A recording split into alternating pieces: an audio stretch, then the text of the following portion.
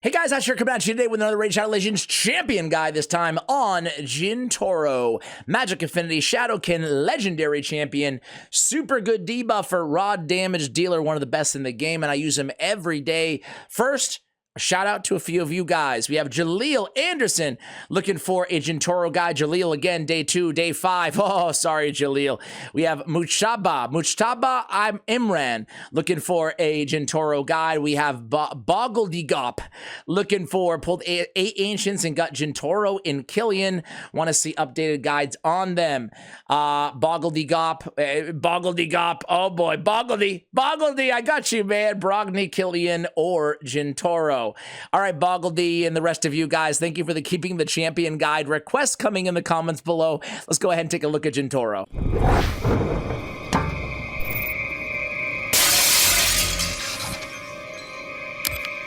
So as we mentioned, guys, he is a Shadowkin champion here. Good old Jintoro.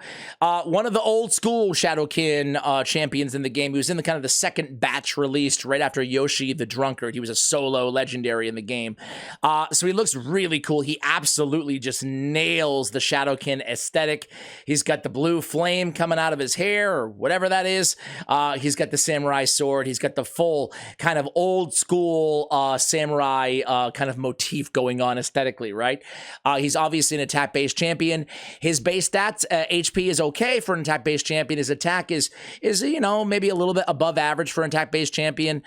Defense is okay at almost 1100, not bad. Speed at 102 is not bad as well. Soul Drinker attacks one enemy an extra turn if you kill that enemy. On the A2, Blood Freeze attacks one enemy, steals 100% of the target's turn meter, decreases the cooldown of Oni's Rage, which is the A3 ability, by 1 turn if the target is immune to turn meter reduction effects. This is a crucial part of his kit because he really shines on Demon Lord Clan Boss. He's my go-to damage dealer for and debuffer for Demon Lord Clan Boss, right? And obviously Clan Boss, we can't steal any turn meters, so we're constantly decreasing Oni's Rage, which is imperative because of Oni's Rage and the ability and how it reads, which we might as well get to right now. Final thing, though, is stealing 100% turn meter is really freaking good. It basically gets him close to a full turn meter, potentially, right? Oni's Rage is a 3-turn cooldown. We attack one enemy, placing the big version of decreased defense and weaken for 2 turns. This is where things get magical. We'll attack 5 times instead of 1 on every 4th use of this skill on the same target in 1 round, aka the clan boss, right? Or any boss that you're attacking. But attacking 5 times with this hard-hitting ability is great, and we're constantly pushing down the cooldown of the A3 vis-a-vis the blood freeze on the A2 ability, right? It can smack. It deals a lot of damage. Take a look at the multipliers in one moment. Vigorous is passive, fills a turn meter. All turn meter fill effects are increased by 50% when used on this champion. Honestly, preparing for today's guide, I forgot that he had this passive. It's very nice, right? He's got the extra turn meter fill effect for him, you know, for a Seeker, for example, in my case, the case that we're going to see in today's video. He also brings ally attack in all battles by 29%, meaning you can use him in Curse City, you can use him in Clan Boss, you can use him anywhere as an aura lead as well for your team. All right, so I have a very interesting build, to say the least, on my Jintoro. I've been using it forever, and it's very slow because I have them on a slow build for the specific Clan Boss team that I'm using. I would refer you guys as well to deadwoodjedi.com if you want to see the Clan Boss team that I am using and all the speeds and the tuning and everything like that. I'll link deadwoodjedi.com, even though I'm sure you can probably remember it. deadwoodjedi.com in the description below. Anyway, here he is, Jintoro. I actually have him fully empowered as well, so feast your eyes on a fully empowered Jintoro. That being said, he does have quite a hodgepodge of random gear going on right now. I haven't really went in and tried to min-max my clan boss teams. As soon as I get to the point where I'm easily, consistently one king on Ultra Nightmare against every affinity, at that point, you know, what does it really matter, I guess, right? I'm not going to set a world record. So that being said, he has like a random stun gauntlets on. He has a random attack percentage on his boots. Let's talk about that, right? Crit damage on the I can actually, let's see if we can get a little bit extra crit damage. Let's see if we can get lucky here. Crit rate. Okay, sure. Anyway, I digress. Crit damage on the gauntlets. We have attack percentage on the chest. I just don't want to get anything where I can get speed as my substats. Accuracy, that's cool. That's great, right?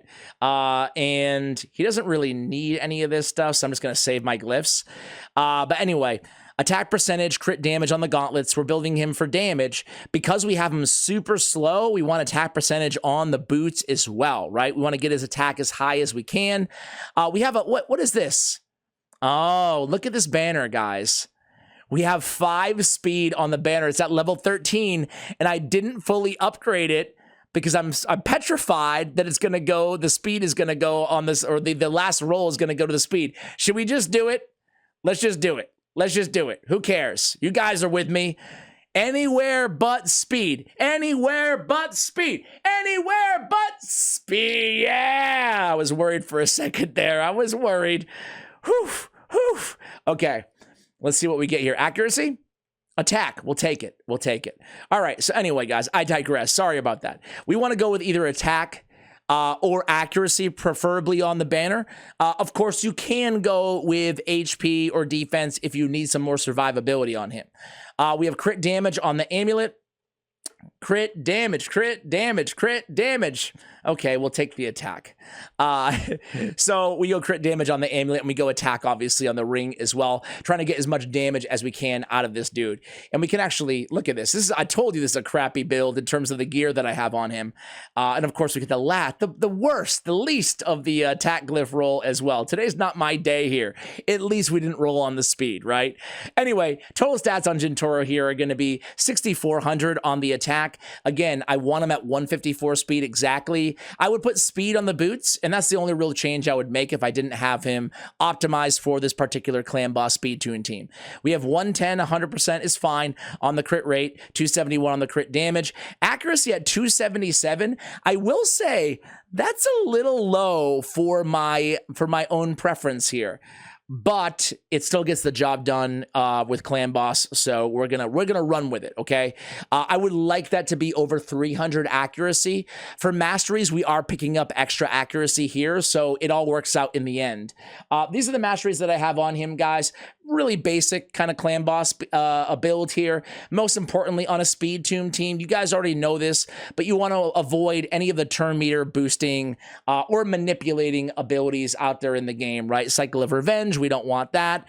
We don't want Cycle of Magic sometimes can screw things up. We don't want Spirit Haste. We don't want Arcane Celerity. We don't want Rapid Response.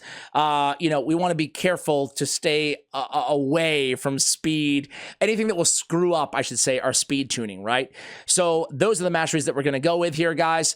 We went with Brimstone as a blessing, right? Why not? Why not? Love those smites. Let's see. What would I do otherwise? What would I change about this build? I feel compelled to give different options here because it's kind of a weird build that we have them on Cruel sets. I love Cruel. I've told you guys that before here on the channel.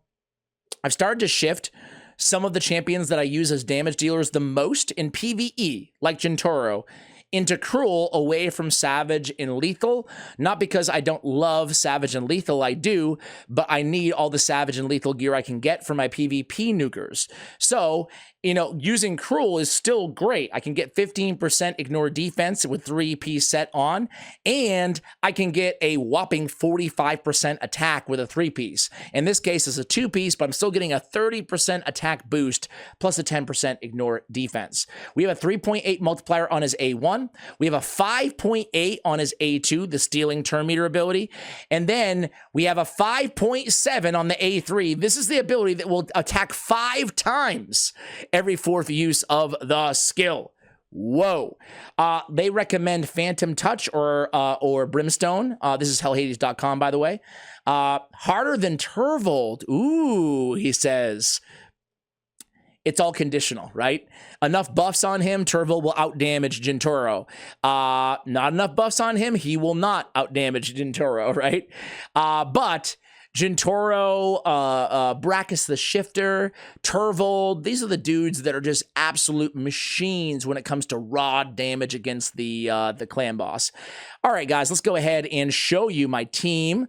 I'll burn 100 gems for you guys. This team does not include Lugan, the Steadfast, who I was just doing a guide on from yesterday's video, but rather Eris. I'm going to show you quickly the team setup here in case you guys have any of these champions. There's a reason that I built this particular clan boss team. I could have built quite a few.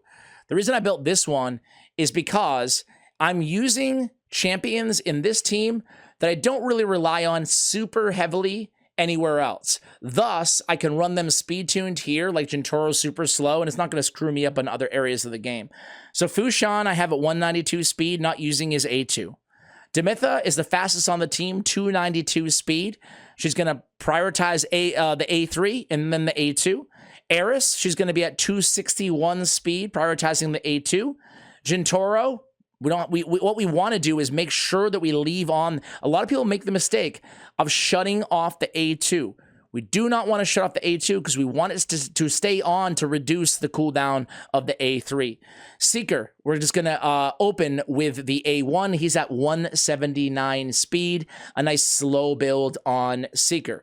So I'm not going to do the quick battle just so you can see how hard he can hit, right? Jintoro's right over here. So I'm going to slow it down for a moment here. Here he goes in with Oni's Rage. And of course, we're going against, as fate would have it, we're going against a Force Affinity clan boss here. That's unfortunate, but it's okay.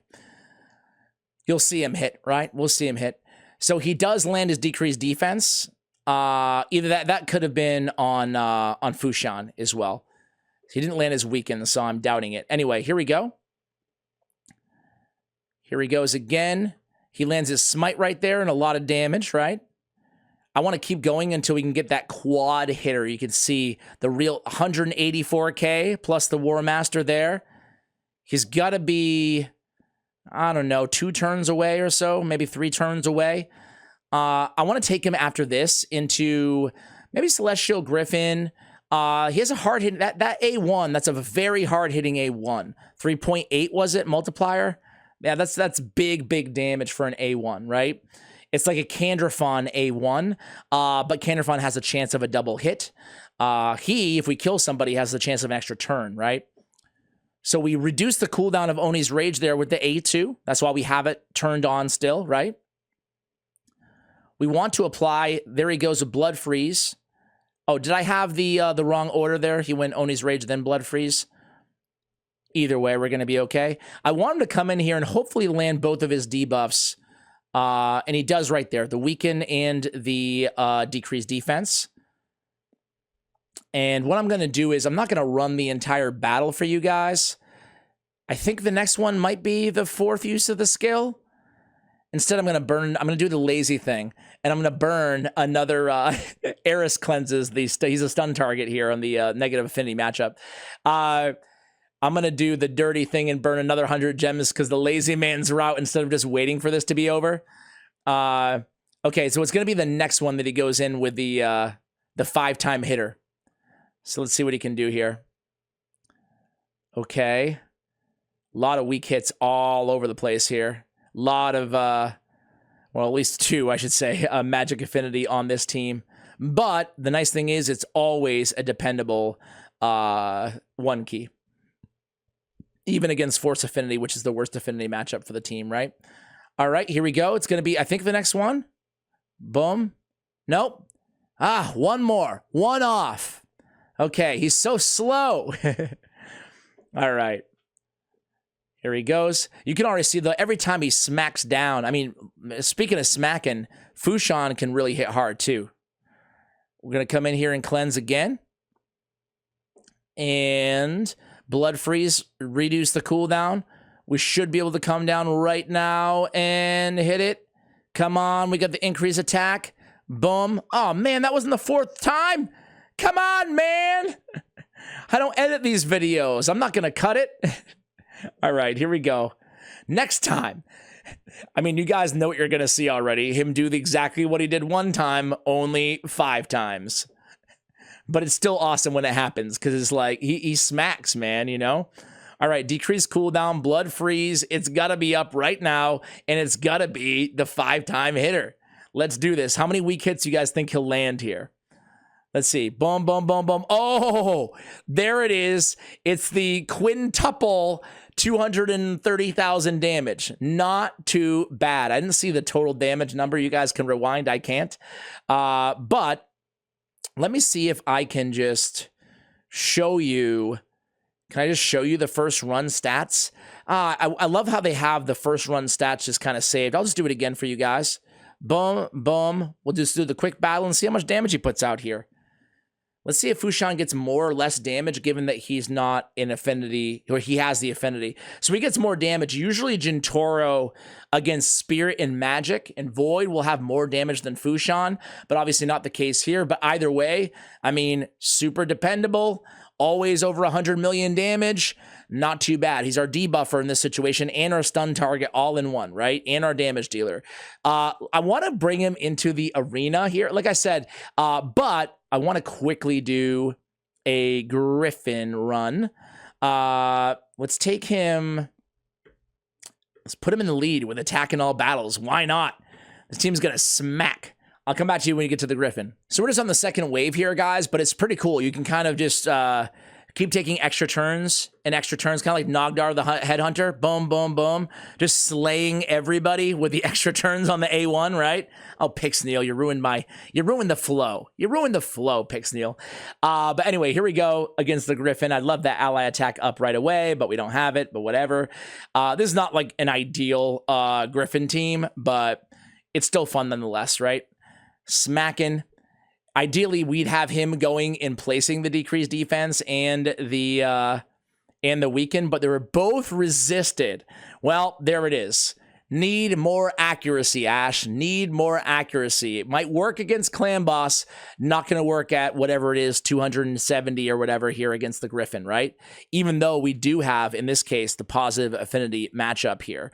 So I would run him for endgame content. And this is Doom Tower Hard, the highest difficulty of the Griffin.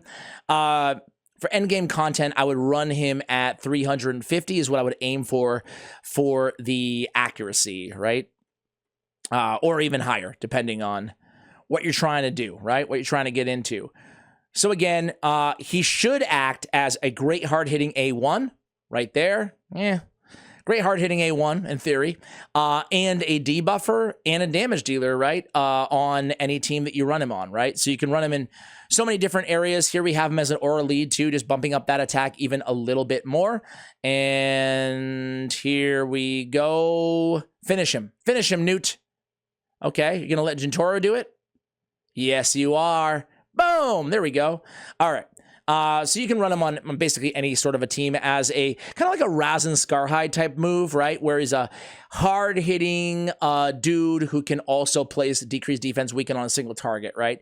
Just the difference between Razin and him is he has a lot more damage potential. Razin is tankier, and Razin has the full turn meter AoE, whereas he just steals it from one target. You can use him against Dark Fae in a similar manner, by the way, with that A2 Blood Freeze. Let's go ahead and just, I never play him in the arena, but let's just mess around in the arena. Why not, right? Yeah, sure. Just remove him. No, you know what? Let's put him on the nuke team. You know what I'm talking about, right? The team that I always run everybody on, just to ensure that we always go, because Shuzen can throw the instant turn to him because he's so slow, right? So here we go. I actually have not, I don't think I've ever used him in the arena, guys. He's not much of an arena champion, but he can also steal 100% turn meter, which is pretty cool. So I'm gonna lead him with that. Let's go ahead and give him a turn. And what I want to do here is go with the steal 100% turn meter from their turn meter booster, but I can't because I have to attack UDK. And He's not the right affinity for it, but let's just try. Boom. Ah, he got the resist on the turn meter because of the affinity. Bummer, but he did some nice damage. I shouldn't have gone against the UDK team to highlight him, but it's okay. We'll get a chance right here with the A3. Actually, we'll get a chance. No, okay. No revive for you. Turvold, speak of the devil, there he is. Who would you guys rather have, right? Turvold or Jintoro? I would rather have Turvold. Not in clan, well, it depends on the team, right? But he is a void legendary versus a Jintoro is really cool. Okay, let's steal another 100% turn meter with an A2. 197,000. Not bad, I would say. All right, what does he got for the A3 on Turvold? Boom, 222,000. No big deal. No big deal at all. Yeah, he can absolutely smack, right? And this is with no Savage or lead. Let's go against this tanky team here before I let you guys go, right? I want to see what he can do against this double damage mitigation passive, right? This team is one of those teams, they have no damage dealers. They just have tanks on tanks on tanks on revivers on tanks, right? All right. Who we want to kill first, guys? What do you say? Let's go after, let's try to one-shot, I don't know, Siffy? Actually, let's try his A1 out. Let's try his A1 out against Duchess and see if we can get an extra turn. Oh, 120K off the A1. Let's go Elva next. A1. Boom! Let's go Siffy. Boom! Oh my God! Oh my God, dude. He just absolutely creamed all three of them in a row. That was actually really impressive. I cannot lie. That was really fun, man. Hey, who needs an AoE nuker when he can just do that one after another with the A1 ability? We don't even need to do anything here. Let's just do this. Sure. Let's do this. All right, Pythion. A3. Boom. Oh, close, close, close. All right, all right, all right. Finish him. That was pretty fun, guys. I think that's an appropriate way to end this video. Pretty cool champion, right? Hopefully you enjoy him as much as I do. Keep the champion guide requests coming in the comments below. Much love, and as always, take care, guys.